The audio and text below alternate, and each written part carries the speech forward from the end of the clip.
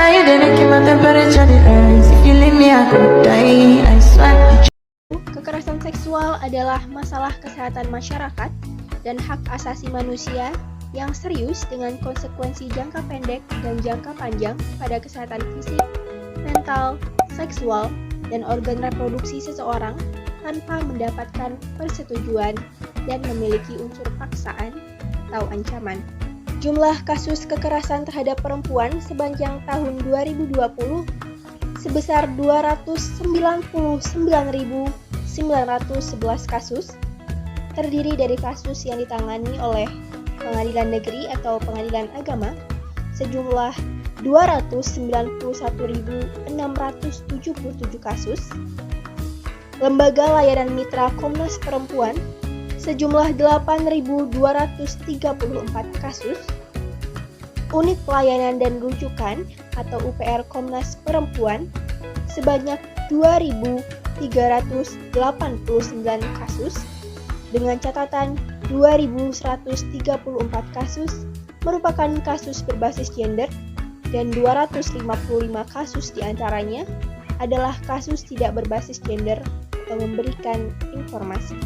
Terdapat 15 jenis kekerasan seksual yang ditemukan Komnas Perempuan dari hasil pemantauannya selama 15 tahun, yaitu perkosaan, intimidasi seksual termasuk ancaman atau percobaan perkosaan, pelecehan seksual, eksploitasi seksual, perdagangan perempuan untuk tujuan seksual, prostitusi paksa, perbudakan seksual, pemaksaan perkawinan termasuk cerai gantung, pemaksaan kehamilan, pemaksaan aborsi, pemaksaan kontrasepsi dan sterilisasi, penyiksaan seksual, penghukuman tidak manusiawi dan bernuansa seksual, praktik tradisi bernuansa seksual yang membahayakan atau mendiskriminasi perempuan, dan juga kontrol seksual, termasuk lewat aturan diskriminatif beralasan moralitas dan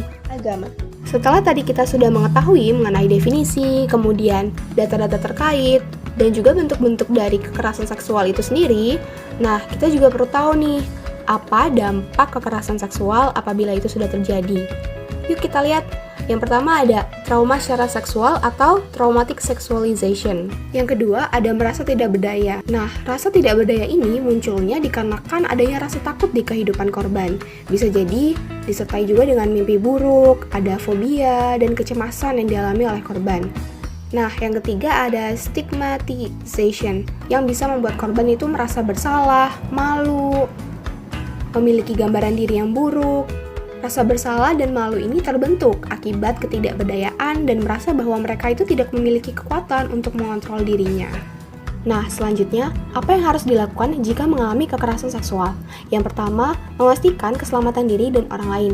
Jika kita menjadi korban, jangan panik, sesegera mungkin pergi ke tempat yang aman dan penuh keramaian. Kemudian, hubungi orang terdekat kita untuk meminta pertolongan. Jika kita yang menyaksikan orang lain yang mengalami kekerasan seksual, bantu dia dengan memberikan perlawanan kepada pelaku. Bawa korban ke